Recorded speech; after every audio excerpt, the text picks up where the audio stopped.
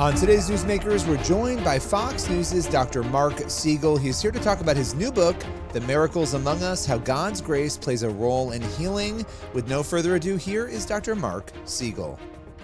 Dr. Marc Siegel, The Miracles Among Us, How God's Grace Plays a Role in Healing. This is your new book, and you've spent decades in medicine, a field that's often rooted in science and data. What led you to write a book that bridges faith and healing? First of all, I've spent decades in writing as well, and the first rule of writing is to present and to witness. And when you present, you don't draw conclusions, you tell stories. And if stories are evidence of a certain reality that's being overlooked, let them tell you, let them bring you there. And I've noticed in the world something that I would call too much of a separation between church and state. And that irony is intended. There's too much of a separation between church and state. Even healers who are religious feel they have to leave their vestments at the door or their tallis at the door when they get into a hospital. But in reality, the more that technology advances, the more and this does not mean that it wasn't the case early on from the time of Hippocrates or Maimonides, but the more technology advances, the more I see physicians as if you will, being the hands of God. Because great doctors and great medicine and great technology and a comprehensive personalized approach as for healing is not reproducible. It is not strictly reproducible. It's based on people having a great heart and having great empathy and a great connectability and a great spirituality. There's no separation, automatic separation between the spiritual and the physical. And we're at a time when we need to remember that more because of the great divisiveness in our world right now and in our society. So if there's a lesson here, and again, stories tell their own lesson, not the one I'm trying to superimpose.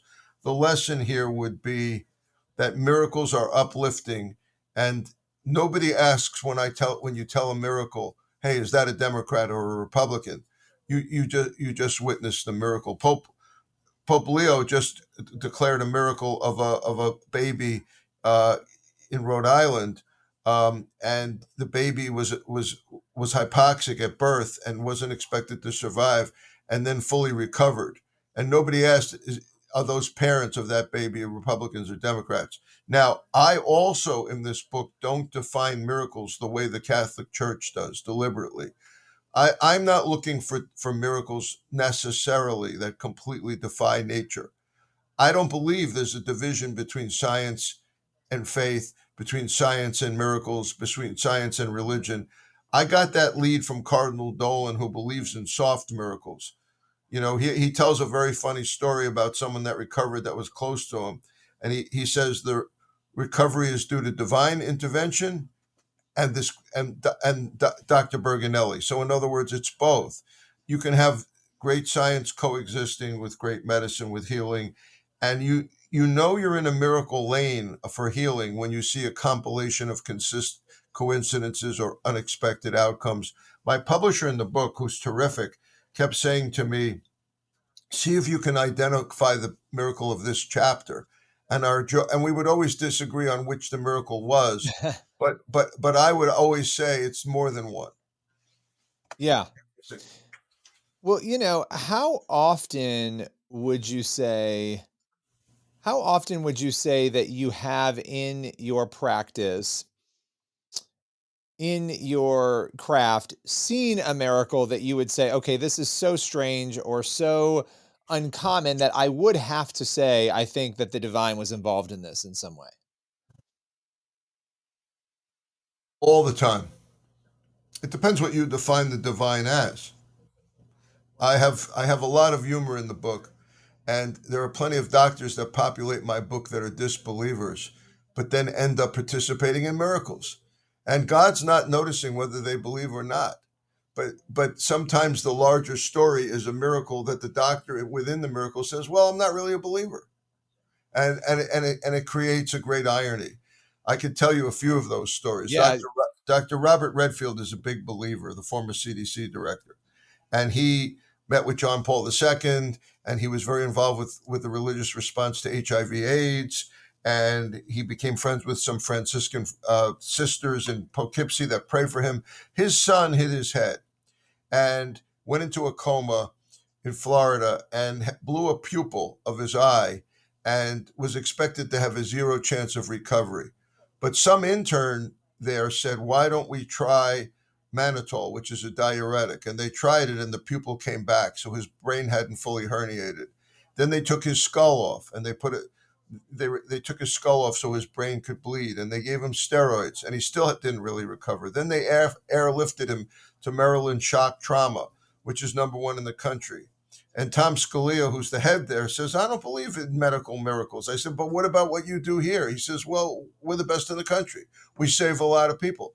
I said, "What are the chances that Dr. Redfield's son would recover fully from this coma and this degree of being down?" He says, "Very, very, very unlikely. But here's some of the things we do. We decrease intracranial pressure by having them stand up. People in comas standing up. We have the best team for all of this." And I said, "Well, even with what you have, what are the chances of somebody walking out of this hospital?" He says, "Very, very close to zero." What happened with Danny is that he fully recovered. But that's with Redfield praying to, and his wife Joy praying to God every single day. And there's a great story about that in this chapter where they're sitting in a cafeteria together one time, and Danny looks like one eye is looking at Redfield father and one eye isn't. And Dr. Redfield says to his son, "What's the matter? You seeing double? Why are your eyes looking separate?" Danny says, "I can't see out of my right eye." So Redfield goes back to God and says, "You let us down. You promised us a full recovery. This is not a full recovery. I'm not accepting this." So I said to Dr. Redfield, Matt, I said to him, I'm sorry, Billy. Uh, uh, I said to Dr. Redfield, "Billy, uh, you criticize God?" And Redfield says, "Of course I did." And I said, "What happened?" He says, "God responded to the criticism. 2 weeks later, my son could see perfectly out of both eyes." So then Danny goes home, and and this is true with Brett Baer's son too, by the way. In a different story, but Danny goes home and he ends up getting back to his normal life, and he gets back to the golf course, and he's spending a lot of time now going around the country, beating his old scores at various golf courses. So in a lot of these chapters, there's a yardstick. One guy that has a big injury off of a boat is now water skiing again. Danny is back playing golf again. Brett Baer's son is back playing golf again, doing really well in school. People need something to live for, to put out as a yardstick to get to that point. But the miracle with Danny Redfield is not that he recovers, it's that he recovers fully and that he gets back to where he was before, which is almost unconscionable. So whether Tom Scalia believes that God was involved or not doesn't matter. The story tells itself, and the Yeah. story is inspiring. I look at, as a Christian personally, I look at the last couple of years and I find it fascinating how many people are interested in Christianity and the Bible more generally. And there's a newfound interest, and I almost feel like a lot of it started with Damar Hamlin, that near death experience on the football field, right? That millions of people saw, and it sparked this collective prayer. Even on ESPN, they were praying. What did his story teach you about the power of prayer, collective prayer? When you look at that and you analyze it, because it does seem like an important marker in time. I did that chapter, and I love that chapter because Damar is an inspiration. But in telling the chapter, in doing the interviews, and in writing the chapter, I often find that God's miracle isn't where I'm expecting it. And the miracle for Damar Hamlin that I found most profound is that his coach, Leslie Bisson, uh, had a premonition in 2007 when a skater that had just left the Buffalo Sabres had a neck injury to a carotid artery, and Bisson barely saved him. And he said, "Okay, from now on, all my professional sports teams rehearse cardiac arrests on a monthly basis." And everybody said, "You're crazy. There hasn't been a cardiac arrest in the NFL since 1955." And Bisson insisted on it. So for both hockey and for football, he would get out with his teams and he would rehearse what we do in a cardiac arrest situation. That's God, because Damar Hamlin, the key to Damar Hamlin's success or resuscitation or recovery was the rapidity with which they got there, that they had a defibrillator on the field, that they were ready to go, that they were rehearsing it. So it hadn't happened since 1955, but they had all the parts ready to go.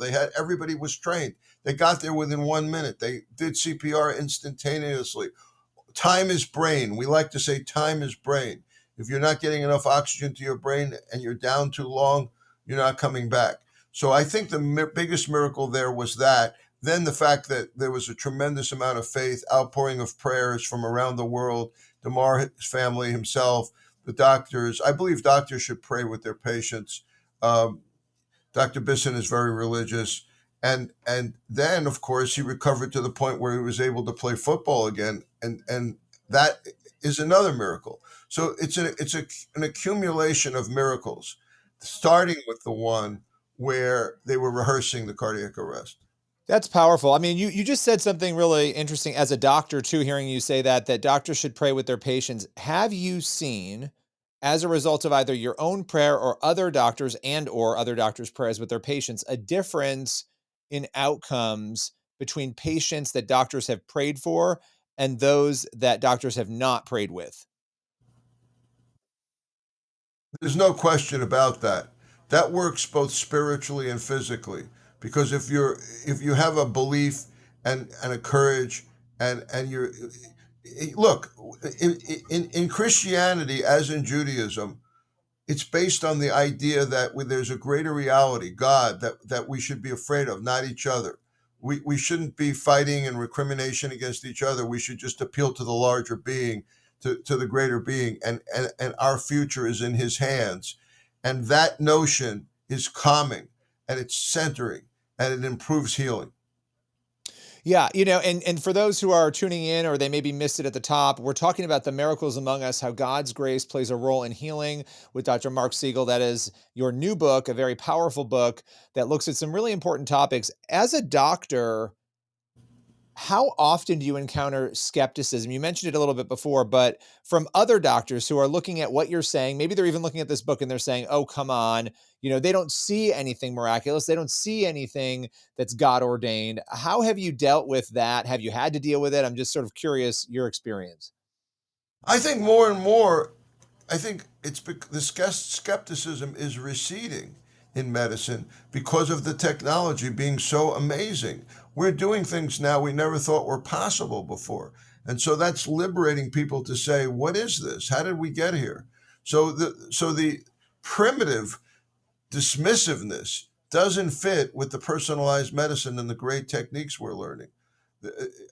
What we can do now is miraculous just by in and of itself. So I'm of course there's atheism in medicine. Of course there's skepticism.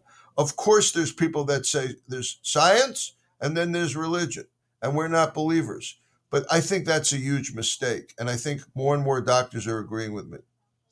That's interesting to hear, especially at a time when we're talking about revival and spiritual interest being at a fever pitch right now in America. You've said that God's love can surprise us even in our darkest moments. For you, how has writing this book deepened your own faith and your own approach to medicine? I think it's the idea that God brings us the miracles he wants us to have rather than the ones that we're necessarily asking for. That's so uplifting, because in your darkest moment, you could say there's no pathway forward here. And I love the story of Isaac Middleman in this book, which takes place in the Holocaust. And it's informed by two stories in the Old Testament. One is the story of Hannah, who prays for a son, and she's 40 and she has no child, and her sister has several, and God grants her prayer. But then we find out that God grants Hannah's prayer because Samuel, her son, ends up being a great prophet. He sees down the road. God sees down the road, which is comforting. And the other story that feeds my story from the Holocaust is of King Hezekiah, who is told by Isaiah, the prophet Isaiah, you're going to die of those boils. But then Isaiah prays to God, and the boils are miraculously healed.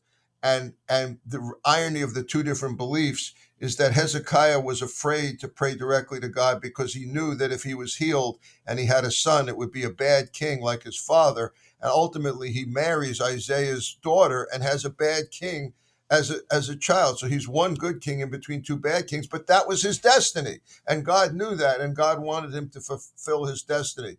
That's so uplifting to know that our destiny is not in our hands, it's in God's hands. And the story of Isaac Middleman in the Holocaust is that he was in a labor camp in Hungary, and he was praying on Yom Kippur, and the Hungarian soldiers strung him up from a tree and expected him to die of the frost in the night. But he was one of the few that ever survived, and they put him into a hospital, and they knew they were going to have to amputate his arm, but they let it fester out of cruelty, and they ended up amputating it with no anesthesia, just a towel, and he was in terrible pain. And then one day, there was the bombs were coming, and you could hear the Allies overhead. And he started praying the Shema, our most holy prayer. And as he's mentioning God's name, the hospital gets hit with a bomb. Everybody in the hospital is killed but him. And he escapes in the clothing of Hungarian soldiers, goes to Budapest, and he gets first rations during the war because they thought he was a Hungarian soldier because he speaks Hungarian. And in the end, when the Allies come, they almost kill him because he's speaking Hungarian, but then they hear him speaking Jewish, speaking Yiddish, and so they save him. And I said to his son, "Why did God save your father?" Same thing. Why did God choose your father? And Barry Middleman, his son, says because he knew he was going to become a great rabbi in after the war, and he became a great rabbi, and he became a great uh, uh, shochet. Mashkiach, who looks over and koshers food. And that's the whole idea, that God has a plan for us. And that plan he had for Hezekiah, and that plan he had for Samuel, and the plan he had for Isaac Middleman takes the pressure off us. Why are we here? God knows why we're here. I love that. Well, Dr. Marc Siegel, this has been incredible. The book is The Miracles Among Us, How God's Grace Plays a Role in Healing. Thank you so much for joining us today. Really appreciate it. Great to be on with you, Billy. Thank you. Thanks very much.